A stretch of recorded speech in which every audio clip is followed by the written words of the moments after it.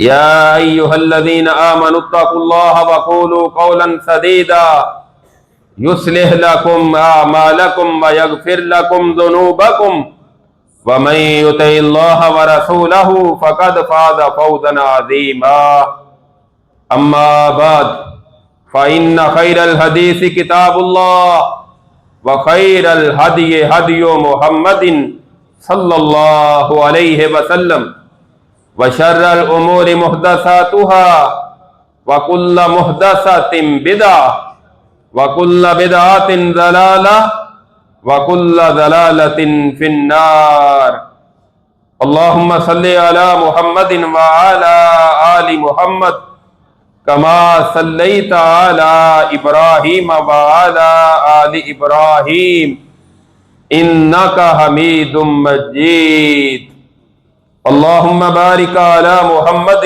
وعلى آل محمد كما باركت على إبراهيم وعلى آل إبراهيم إنك حميد مجيد رب اشرح لي صدري ويسر لي أمري واحلل عقدة من لساني يفقهوا قولي رب زدني علما اللهم انفعنا بما علمتنا وعلمنا ما ينفعنا وزدنا علما فاعوذ بالله السميع العليم من الشيطان الرجيم بسم الله الرحمن الرحيم وما آتاكم الرسول فخذوه وما نهاكم عنه فانتهوا ہر قسم کی حمد و ثنا اس اللہ وحدہ لا شریک کے لیے جو ساری کائنات کا خالق مالک اور رازق ہے۔ درود و سلام امام الانبیاء سید الانبیاء سید الاولین والآخرین ساری کائنات سے افضل اور اعلیٰ جناب محمد الرسول اللہ صلی اللہ تعالی علیہ وسلم کی ذات گرامی پر۔ سامعین محترم، گزشتہ خطبات جمعۃ المبارک میں آپ سنت کی اہمیت، حدیث اور سنت یہ اللہ کی طرف سے ان کا وحی اور حجت ہونا، اور پھر صحابہ کرام رضوان اللہ علیہم اجمعین کا حدیث اور سنت پر عمل کرنے کا انداز، اور ائمہ کرام رحمہم اللہ کا سنت کے ساتھ محبت اور تعلق کیا تھا، یہ آپ سماعت فرما چکے ہیں۔ حدیث یا سنت یہ دونوں چونکہ مترادف کے طور پر استعمال ہوتے ہیں، جس طرح قرآن کریم پر ایمان لانا لازمی ہے، ضروری ہے، اسی طرح حدیث رسول اور سنت رسول پر بھی ایمان لانا لازمی اور ضروری ہے۔ جس طرح کوئی حکم قرآن میں آ جائے تو اس پر عمل کرنا ضروری ہے، اسی طرح اگر کوئی حکم حدیث میں آ جائے تو اس پر بھی عمل کرنا ضروری اور لازمی ہے۔ اللہ رب العزت کی ذات الگ ہے، نبی کریم صلی اللہ علیہ وسلم کی ذات الگ ہے، لیکن بات دونوں کی ایک ہی ہے، دونوں کی بات میں آپس میں کوئی فرق نہیں ہوتا۔ ایسا نہیں ہو سکتا کہ اللہ رب العزت کوئی اور بات کہے اور نبی کریم صلی اللہ علیہ وسلم اس کے برعکس کوئی اور بات کہے، ایسا ہو نہیں سکتا۔ کیوں؟ اللہ رب العزت نے اس بات کی گارنٹی دی ہے قرآن کریم میں، وَمَا يَنطِقُ عَنِ الْهَوَىٰ إِنْ هُوَ إِلَّا وَحْيٌ يُوحَىٰ۔ نبی کریم صلی اللہ علیہ وسلم دین کے معاملے میں اپنی خواہش اور اپنی مرضی سے بات نہیں کرتے، صرف وہی کرتے اور کہتے ہیں جو اللہ کی طرف سے وحی کی جاتی ہے۔ اور پھر اللہ رب العزت نے یہ بھی ارشاد فرمایا وَمَن يُطِعِ الرَّسُولَ فَقَدْ أَطَاعَ اللَّهَ، جس نے رسول کی اطاعت اور فرما برداری کی، حقیقت میں اس نے اللہ کی اطاعت اور فرما برداری کی۔ اور پھر امر کے صیغے کے ساتھ قرآن کریم میں کئی مقامات پر فرمایا وَأَطِیعُوا اللَّهَ وَأَطِیعُوا الرَّسُولَ، اللہ کی اطاعت کرو اور رسول کی اطاعت کرو۔ اور ابھی جو مقام میں نے پڑھا ہے سورۃ الحشر کی آیت مبارکہ کا ایک حصہ، وَمَا آتَاكُمُ الرَّسُولُ فَخُذُوهُ وَمَا نَهَاكُمْ عَنْهُ فَانْتَهُوا، رسول صلی اللہ علیہ وسلم تمہیں جو حکم دے اس کو اختیار کرو، اور جس سے روک دے اس سے رک جاؤ، اس سے باز آ جاؤ۔ گویا کہ دین کا خلاصہ یہ ہے کہ اللہ رب العزت کے ساتھ ساتھ اللہ کے رسول صلی اللہ علیہ وسلم کی اطاعت یہ لازمی اور ضروری ہے۔ بہت سارے لوگ آج کل جو حدیث کا انکار کرتے ہیں، اور حدیث کا واضح طور پر انکار کوئی نہیں کرتا، کسی کو جرت نہیں ہوتی، کوئی ایسا ہوتا ہے جو اس قدر آخری درجے پر چلا جائے، وگرنہ طرح طرح کے بہانے بنا کر لوگوں کو گمراہ کرنے کے لیے، سیدھے راستے سے ہٹانے کے لیے طرح طرح کی باتیں بناتے ہیں۔ دیکھیں جی، حدیثیں تو 200 سال بعد لکھی گئی۔ اچھا، اگر قرآن اور حدیث دونوں ایک دوسرے کے خلاف آ جائیں، حدیث قرآن کے خلاف آ جائے تو پھر کس کی بات مانیں گے؟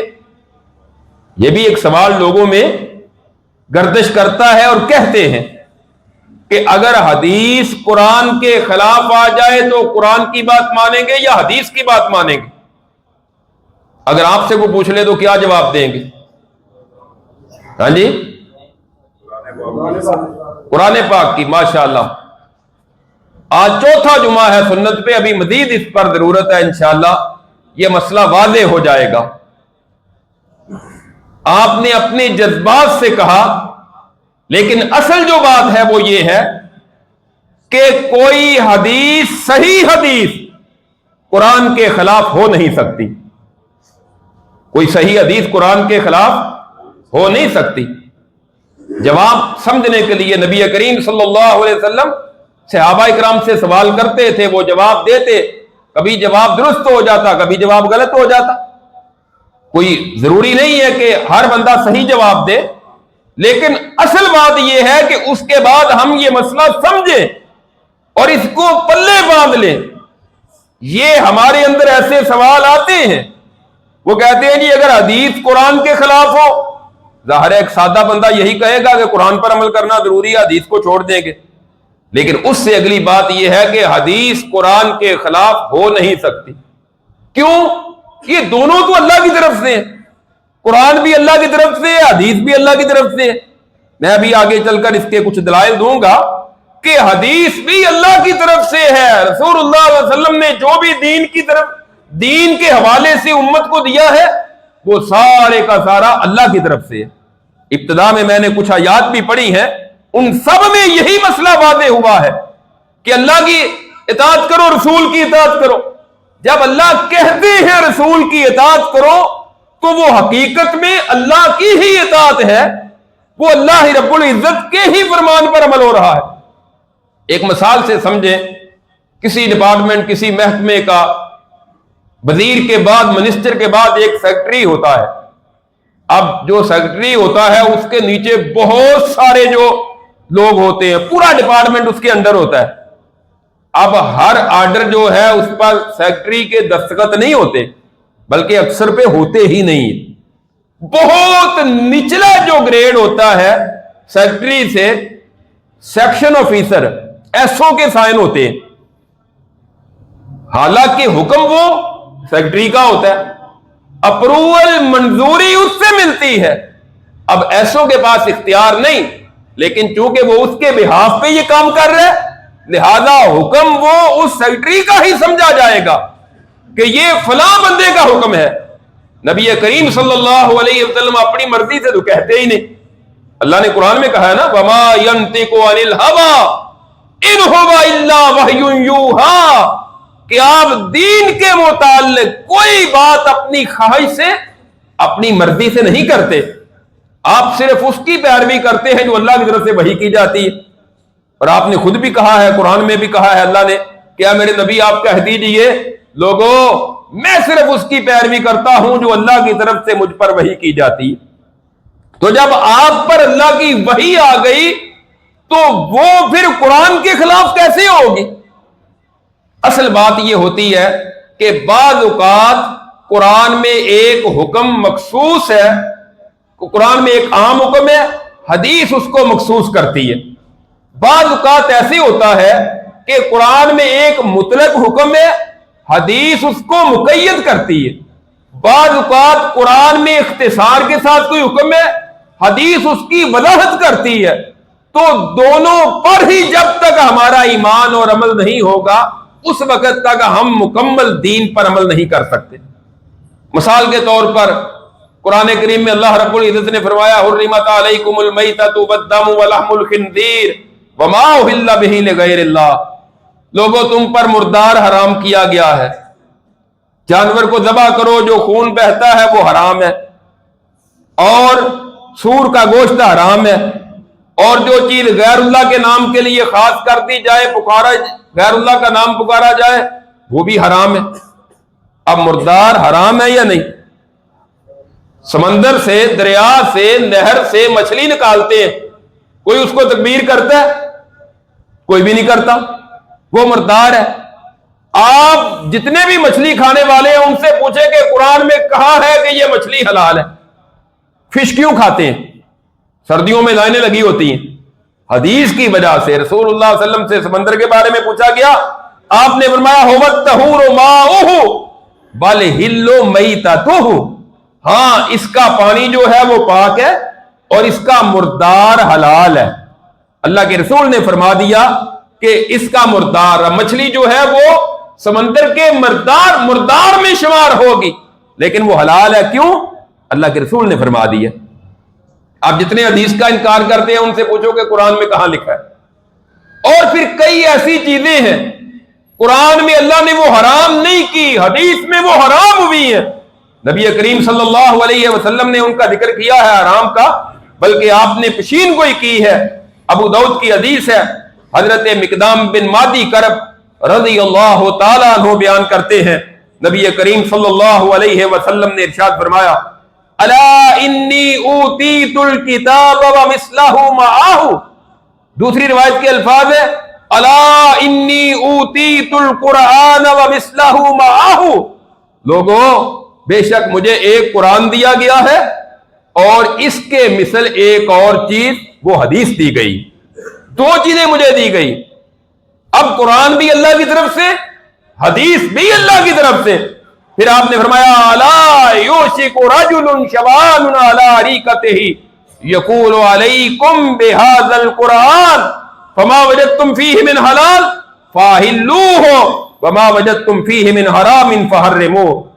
آپ نے فرمایا ایک وقت ایسا بھی آئے گا، ایک بندہ اپنے تخت پر یا چارپائی پر ٹیک لگا کر بیٹھا ہوگا، پیٹ بھرا ہوا ہے، اور یہ بیٹھا کہے گا لوگوں صرف تمہارے لیے قرآن کافی ہے، تم نے صرف قرآن پر عمل کرنا ہے۔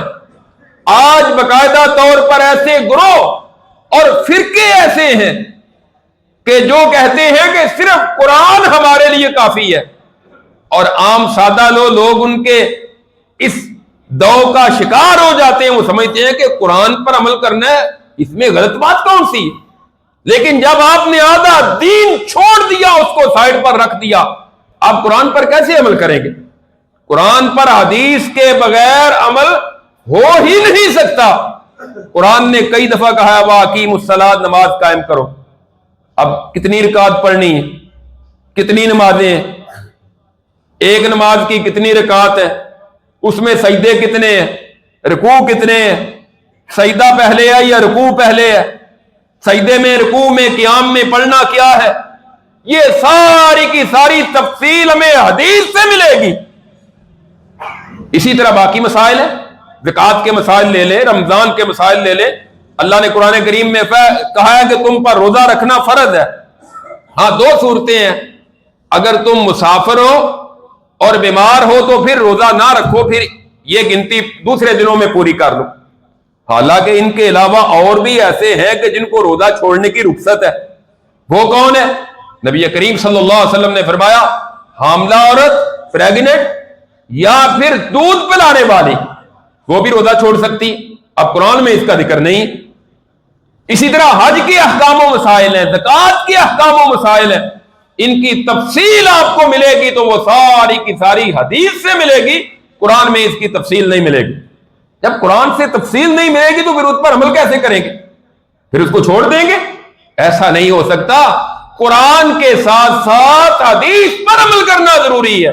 تو آپ نے فرمایا ایسا بندہ تم پاؤ گے، ایسا وقت آئے گا وہ کہے گا لوگوں صرف قرآن کو تھام لو، صرف قرآن پر عمل کرنا ہے، تم نے قرآن میں جو حلال ہے اس کو حلال سمجھو، قرآن میں جو حرام ہے اس کو حرام سمجھو، بس اتنا ہی ہے۔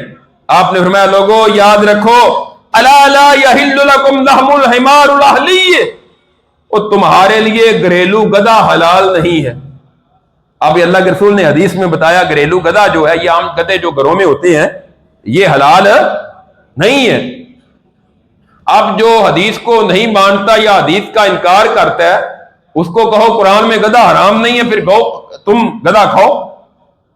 ہمیں تو اللہ کے رسول نے بتا دیا، آپ نے فرمایا میں تمہیں بتا رہا ہوں کہ گھریلو گدھا تمہارے لیے حلال نہیں، ولا کل ذی ناب من السبع، اور نہ ہر وہ جانور، ہر وہ درندہ جو کچلی کے ساتھ شکار کرتا ہے جس کے دانت لمبے ہوتے ہیں جیسے بھیڑیا وغیرہ، وہ بھی تمہارے لیے حلال نہیں ہے۔ یہ اصول بنا دیا کہ جو بھی کچلی کے ساتھ شکار کرنے والا درندہ ہے وہ تمہارے لیے حلال نہیں ہے، حالانکہ قرآن میں اللہ نے اس کا ذکر نہیں کیا۔ تو حدیث میں یہ بات واضح ہوئی، اس سے یہ بات معلوم ہوتی ہے کہ صرف اگر کوئی قرآن پر عمل کرنے کا دعویٰ کرتا ہے تو وہ گویا کہ دین پر عمل کرنا ہی نہیں چاہتا، وہ حدیث کا انکار نہیں کر رہا بلکہ وہ پورے کے پورے دین کا انکار کر رہا۔ تو قرآن کے ساتھ ساتھ حدیث پر عمل کرنا ضروری۔ اچھا ایسا کوئی بندہ ہو نا ویسے کہ جو کہے کہ قرآن کے خلاف حدیث آ جائے تو کس پر عمل کریں گے؟ اس سے یہ پوچھنا چاہیے کہ تمہاری سوچ کے مطابق اگر ایک آیت قرآن کی دوسری آیت کے خلاف آ جائے تو پھر کس پر عمل کریں گے؟ وہ کہتے ہیں قرآن اور حدیث آپس میں ٹکراتا ہے، تو اس طرح تو پھر قرآن کی بھی بعض آیات ایسی ہیں کہ آپ کو سمجھ نہیں آتی تو آپ یہ سمجھتے ہیں کہ وہ دونوں آیات ٹکراتی ہیں۔ میں اس کی مثال بھی دے دیتا ہوں۔ اللہ تعالیٰ نے قرآن کریم میں سورہ شورى میں ارشاد فرمایا وَإِنَّكَ لَتَهْدِي إِلَىٰ صِرَاطٍ مُسْتَقِيمٍ، اے میرے نبی بے شک آپ سیدھے راستے کی طرف ہدایت دیتے ہیں۔ اور دوسری جگہ اللہ تعالیٰ نے فرمایا إِنَّكَ لَا تَهْدِي مَنْ أَحْبَبْتَ وَلَٰكِنَّ اللَّهَ يَهْدِي مَن يَشَاءُ، اے میرے نبی آپ جسے چاہیں آپ ہدایت نہیں دے سکتے، اللہ ہی جس کو چاہتا ہے ہدایت دیتا ہے۔ اب ایک آیت میں ہے کہ آپ ہدایت دیتے ہیں، دوسری میں ہے کہ آپ ہدایت نہیں دے سکتے۔ بظاہر دونوں آیات آپس میں ٹکرا رہی ہیں نا، لیکن اصل بات سمجھنے کی ہے، یہ آیات آپس میں ٹکراتی نہیں ہے۔ جس طرح یہ دونوں آیتیں آپس میں نہیں ٹکرا رہی، اسی طرح کوئی حدیث قرآن کے بظاہر آپ کو خلاف لگے تو وہاں آپ کسی عالم دین سے اس کا مفہوم سمجھے، وہ مسئلہ حل کر دے گا۔ کوئی بھی صحیح حدیث قرآن سے ٹکراتی نہیں ہے اور قرآن کے خلاف نہیں ہوتی۔ اب یہ دونوں آیتیں جو میں نے ذکر کی ہیں، پہلی آیت میں اللہ نے فرمایا کہ آپ سیدھے راستے کی طرف ہدایت دیتے ہیں، اس کا مطلب کیا ہے کہ آپ لوگوں کو سیدھے راستے کی طرف ان کی رہنمائی کرتے، آپ سیدھے راستے کی طرف رہنمائی کرتے۔ دوسری آیت میں فرمایا کہ آپ جس کو چاہیں ہدایت نہیں دے سکتے، یعنی رہنمائی تو آپ کرتے ہیں، آپ ہدایت کی منزل پر جس کو چاہیں وہاں نہیں پہنچا سکتے، یہ آپ کے اختیار میں نہیں، آپ صرف رہنمائی کرتے ہیں۔ اب لفظ ہدایت کے دونوں معنی، ایک ہے راستہ بتانا، دوسرا ہے منزل مقصود پر پہنچانا۔ اللہ کے رسول نے ہدایت کا راستہ بتایا ہے سب کو، لیکن صراط مستقیم پر آپ کے پاس یہ اختیار نہیں تھا کہ آپ سب کو پہنچا دیتے۔ اگر آپ کے پاس یہ اختیار ہوتا تو سب سے پہلے آپ اپنے سگے چچا جو ہیں ان کو آپ ہدایت دیتے، اور آپ کے قرب و جوار میں رہنے والے ابو جہل وغیرہ، جو سگا چچا ابو جہل تو نہیں تھا، ابو طالب یا ابو لہب تو سگا چچا تھا، آپ سب سے پہلے ان کو ہدایت دیتے۔ اللہ نے جس کو چاہا سلمان फारस से आ गया, सुहैब रूम से आ गया, बिलाल हबशा से आ गया रजी अल्लाह अन्हुम, और आकर उन्होंने हदायत इख्तियार की। और अगर अल्लाह ने हदायत के लिए पसंद नहीं किया तो अबू लहब और अबू जहल आपके करीब रहने वाले 40 साल आपने इनके अंदर गुजारे हैं, इन्होंने सबसे पहले आपका इनकार किया और मरते दम तक इनकार किया और बिलाखिर वासिले जहन्नम हुए हैं, इन्होंने हदायत को इख्तियार नहीं किया। तो ये बात समझने वाली है कि कुरान और हदीस ये दोनों अल्लाह की तरफ से हैं और एक ही है, इनमें आपस में इख्तिलाफ नहीं हो सकता। नबी करीम सल्लल्लाहु अलैहि वसल्लम ने एक मौके पर इरशाद फरमाया, सही मुस्लिम में है, आपने फरमाया लोगों अल्लाह ने तुम पर हज फर्ज किया है लिहाजा हज करो। एक साहबी कहते हैं कुल्ला आमीन या रसूल अल्लाह, अल्लाह के रसूल क्या हर साल फर्ज है? आपने खामोशी इख्तियार की। दूसरी मरतबा फिर यही सवाल दोहराया, तीसरी मरतबा फिर कहा, आपने फिर फरमाया मैं कह देता ना हाँ तो ये फर्ज हो जाता, फिर तुम हर साल कर नहीं सकते थे, ताकत नहीं रखते थे। फिर आपने उसके बाद इरशाद फरमाया लोगों तुमसे पहले लोग हलाक हो गए बेजा फजूल सवाल करने की वजह से, अपने अंबिया से इख्तिलाफ करने की वजह से। जब मैं तुम्हें हुक्म दूं अपनी इस्तिताअत के मुताबिक उस पर अमल करो और जिस चीज से रोक दो उससे बाज आ जाओ। असल ये है दीन कि अल्लाह के रसूल ने जो दिया है वो अपनी तरफ से नहीं बल्कि अल्लाह की तरफ से दिया है। तो जब आपने अल्लाह की तरफ से दिया है तो वो भी ठीक है जो कुरान में आ गया और वो भी ठीक है जो हदीस में आ गया। सही बुखारी में हदीस है, सैयदना अब्दुल्लाह बिन मसूद रजी अल्लाह तआला अन्हु फरमाते हैं लान अल्लाहुल वाशिमात वल मुस्तौशिमात वल मुतनम्मिजात वल मुतफल्लिजात लिल हुस्निल मुगय्यिरात खल्क अल्लाह।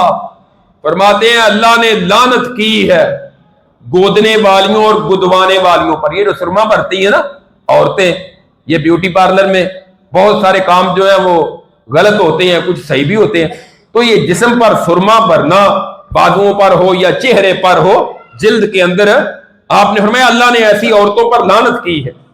और फिर ऐसी औरतों पर लानत की है जो अपने बालों के साथ मजीद बाल मिलाकर लंबे करती हैं और फिर जो अपने नाखून अपने दांतों को बारीक करती हैं, अपने हुस्न में इजाफा करने के लिए अल्लाह की फितरत को तब्दील कर देती हैं। अल्लाह ने ऐसी औरतों पर लानत की।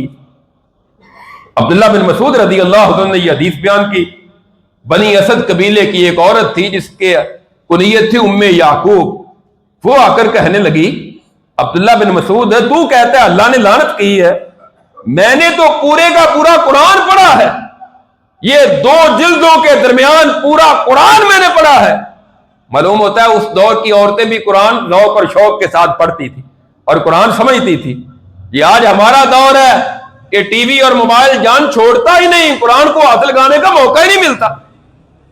कुरान क्या है नमाज के लिए कहें कहते मसरूफ ही पढ़े, बस टाइम ही नहीं मिलता। ये मसरूफियत तुझे कब्र के अंदर ले जाएगी, फिर टाइम नहीं मिलेगा, फिर अल्लाह पूछेगा फिर वहां बताओगे मसरूफियत बड़ी। औरतों की सूरत हाल भी यही है और मर्दों की कैफियत भी यही है। तो वो औरत कहने लगी मैंने पूरा कुरान पढ़ा है, कुरान में तो अल्लाह ने किसी जगह लानत नहीं की, आप लानत करते। हजरत अब्दुल्लाह बिन मसूद रज़ी अल्लाह तआला अन्हु फरमाते हैं वमा लिया लाना रसूलुल्लाह व मन हुवा फी किताबिल्लाह, और मैं उस पर लानत क्यों ना करूं जिस पर अल्लाह ने लानत की है, तो अल्लाह की किताब में भी ये है। वो कहने लगी अल्लाह की किताब में कहा है? फरमाते हैं अगर तू गौर से पढ़ती ना तो कुरान में पा लेती। कहती कहां है? फरमाते हैं अल्लाह ने कुरान में ये नहीं कहा वमा आताकुमुर रसूल फखुदूहु वमा नहाकुम अन्हु फंतहु, रसूल जो तुम्हें दे उसको ले लो, जिससे रोक दे उससे बाज आ जाओ। ये कुरान की आयत है ना? कहने लगी हाँ है। तो फरमाते हैं जब रसूलुल्लाह ने लानत की है तो गोया के अल्लाह ने खुद कहा है रसूल जो दे उसे ले लो, तो ये तो अल्लाह के रसूल ने कहा है, तो असल में ये अल्लाह ने ही कहा है, अल्लाह ने ही लानत की है। फिर वो औरत अगली बात करने लगी, कहने लगी अब्दुल्ला हमें तो बातें बता रहे हो, तुम्हारी बीवी के अंदर भी तो ऐसी बातें पाई जाती है ना। तबसरा करने वाले तो फिर तबसरा करने से बात नहीं ना आते, खाम खा भी कभी तबसरे शुरू कर देते हैं। तो तुम्हारी बीवी के अंदर भी عبداللہ بن مسعود رضی اللہ عنہ فرمانے لگے، صحیح بخاری میں ہے، جاؤ میرے گھر میں جا کے میری بیوی کو دیکھ کے آؤ۔ بیوی گئی ان کے گھر میں، جا کے دیکھا، واپس آ کے کہنے لگی پھر بیوی کے اندر میں نے ایسی کوئی بات نہیں دیکھی۔ کہ عبداللہ بن مسعود کہتے ہیں میری بیوی کے اندر اگر ایسی بات ہوتی تو میرے گھر میں نہ ہوتی، پھر وہ پھر فارغ ہوتی۔ دین یہ ہے جو سب کے لیے ہے۔ تو یہاں سے میں یہ استدلال کر رہا ہوں کہ عبداللہ بن مسعود کہتے ہیں اللہ نے گویا کہ لعنت کی ہے، رسول اللہ نے لعنت کی ہے، تو اس کا مطلب اللہ نے لعنت کی۔ اللہ نے خود ہی تو کہا ہے کہ جو رسول دے دے اسے اختیار کرو، جس سے رسول روک دے اس سے باز آ جاؤ۔ صحیح بخاری میں ایک اور حدیث ہے کہ نبی کریم صلی اللہ علیہ وسلم کے صحابی حضرت ابو ہریرہ رضی اللہ تعالیٰ عنہ اور حضرت زید بن خالد جوہنی رضی اللہ تعالیٰ عنہ، یہ دونوں ایک واقعہ بیان کرتے ہیں۔ کہتے ہیں ایک دیہاتی آدمی نبی کریم صلی اللہ علیہ وسلم کے پاس آیا اور آ کر اس نے کہا یا رسول اللہ انشدک باللہ، میں آپ کو اللہ کی قسم دیتا ہوں، اقضِ بیننا بکتاب اللہ، اللہ کے رسول ہمارے درمیان اللہ کی کتاب کے ذریعے فیصلہ کر دے، میں آپ کو قسم دیتا ہوں۔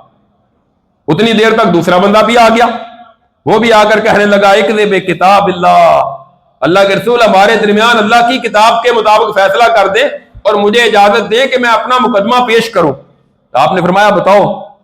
کہنے لگا جی میرا بیٹا تھا، اس بندے کے پاس ملازم تھا، اس کی بیوی کے ساتھ اس نے بدکاری کی، میں نے لوگوں سے پوچھا اس کا حل کیا ہے، انہوں نے کہا کہ حل تو یہ ہے کہ تیرے بیٹے کو رجم کیا جائے گا، لیکن میں نے پھر اس کا حل جو ہے ان سے کر کے بات چیت کر کے تو یہ نکالا کہ 100 بکریاں اور ایک لونڈی میں نے اس کو دے دی۔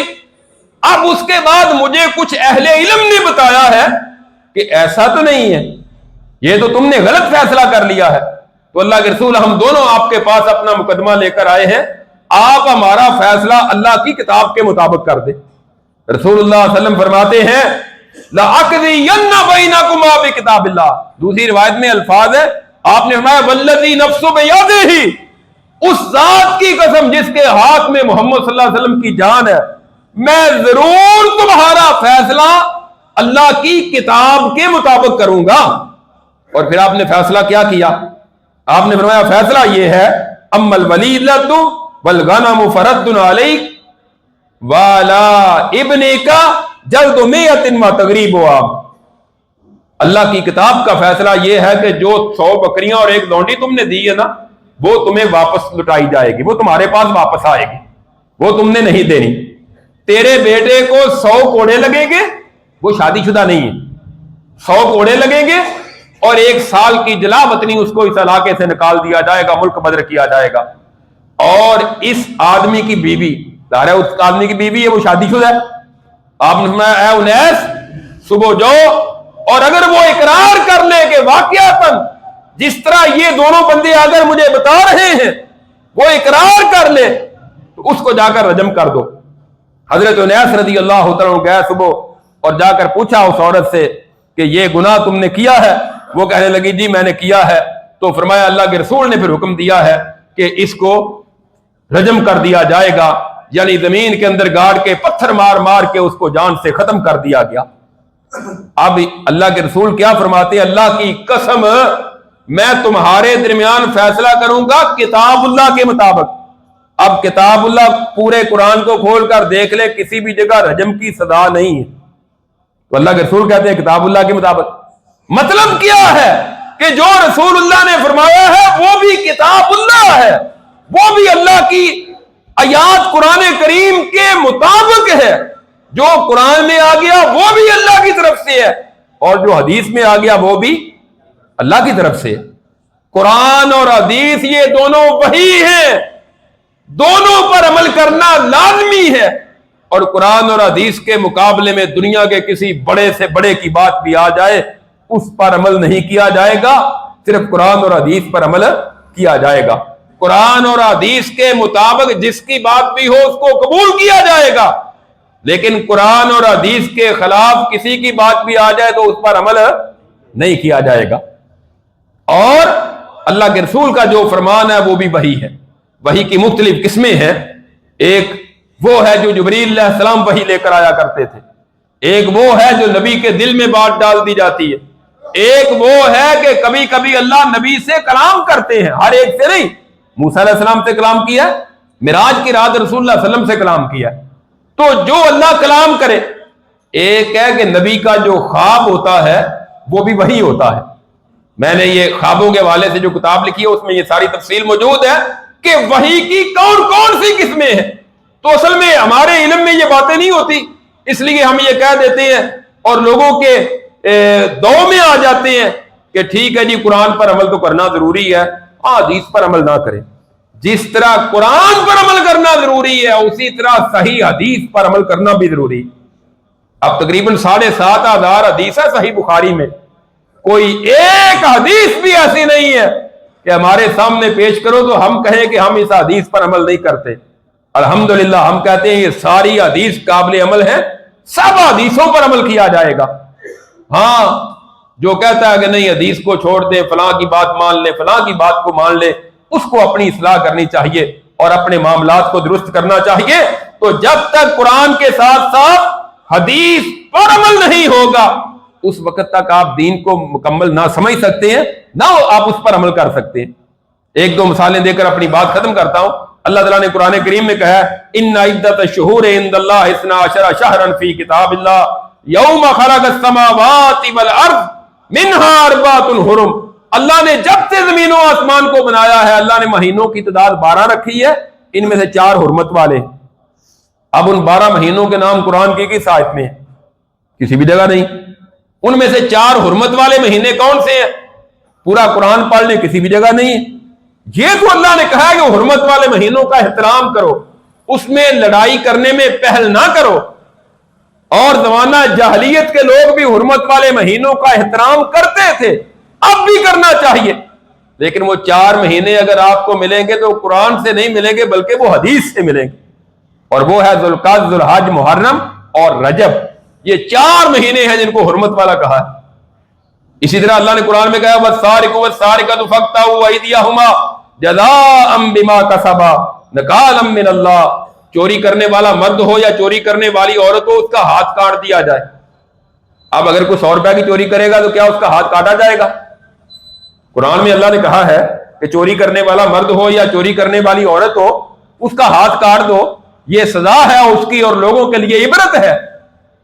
تو کیا اگر ایک 100 روپے کی کوئی چوری کرے گا تو اس کا ہاتھ کاٹا جائے گا؟ نہیں کاٹا جائے گا۔ یہی تو بات سمجھنے والی ہے۔ حدیث نے آ کر اس مسئلے کی وضاحت اور تفصیل بیان کر دی۔ نبی کریم صلی اللہ علیہ وسلم نے فرمایا لا تقطع الید الا فی ربع دینار فصاعدا۔ آپ نے فرمایا چور کا ہاتھ نہیں کاٹا جائے گا مگر ربع دینار، دینار کے چوتھے حصے پر، یا اس سے زیادہ کی چوری ہو تو پھر ہاتھ کاٹا جائے گا۔ اب ربع دینار جو ہے یہ کتنا بنتا ہے، اس کی مقدار کتنی ہے؟ اس وقت اگر سونا 4 لاکھ روپے کا ہے تو تقریباً 40,000 روپے کا ربع دینار بنے گا۔ یعنی اگر کسی نے 10,000 کی چوری کی ہے تو اس کو ہاتھ نہیں کاٹا جائے گا۔ اس کا یہ مطلب نہیں ہے کہ اس کو کھلی چھٹی ہے وہ چوری کرتا رہے، بلکہ قاضی، عدالت، جج اس کو سزا دے گی، تعزیر ہوگی، لیکن وہ سزا جو مرضی دے دے کہ اس کو 6 مہینے قید ہے، یا اس کو اتنا جرمانہ ہے، یا اس کو اتنی سزا دی جائے گی، اس کو مارا جائے گا، اس کو کوڑے لگائے جائیں گے۔ وہ جج کی مرضی ہے کہ وہ تعزیر میں جو سزا دے، لیکن جو حد ہے ہاتھ کاٹنے کی وہ اس حدیث کے مطابق اسی پر لگے گی کہ جب چوری ربع دینار تک پہنچے گی۔ تو صرف قرآن پر آپ عمل کیسے کریں گے؟ قرآن کے ساتھ ساتھ حدیث کو سمجھیں گے پھر قرآن پر عمل ہوگا۔ اور پھر اس سے اگلی بات ہے شریعت کی اصطلاح میں ہاتھ اس کو بھی کہتے ہیں، ہاتھ اس کو بھی، اور یہاں تک کو بھی ہاتھ کہتے ہیں۔ اب کہاں تک کاٹنا ہے یہ بھی حدیث نے بتایا ہے کہ یہاں تک ہاتھ کاٹا جائے گا، اس کے گھٹنے کے ساتھ ہاتھ کاٹا جائے گا، یہاں تک نہیں کاٹا جائے گا۔ یعنی ساری تفصیلات حدیث میں ہیں۔ اس لیے معلوم اور واضح یہ ہوا کہ حدیث کے بغیر دین پر عمل کرنا ممکن نہیں ہے۔ سنت کے بغیر آپ دین پر عمل نہیں کر سکتے۔ قرآن کے ساتھ ساتھ حدیث اور سنت یہ لازمی ہے، ان کے بغیر گزارا نہیں ہے، ان پر عمل کرنا ضروری ہے۔ جو حدیث کا انکار کرتا ہے اصل میں وہ قرآن کا انکار کرتا ہے، وہ دین پر عمل نہیں کرنا چاہتا۔ اور اس سے بڑھ کر سیدھی اور صاف بات کیا ہو سکتی ہے کہ ہم کہتے ہیں اللہ اور اس کے رسول دونوں کی اطاعت کرو؟ اللہ نے بھی یہی کہا ہے، لہذا ان دونوں کی بات جب مانیں گے انشاءاللہ آپ سیدھے راستے پر ہیں۔ اللہ رب العزت سے دعا ہے اللہ ہمیں کتاب و سنت پر عمل کرنے کی توفیق عطا فرمائے۔ آخر دعوانا الحمدللہ رب العالمین۔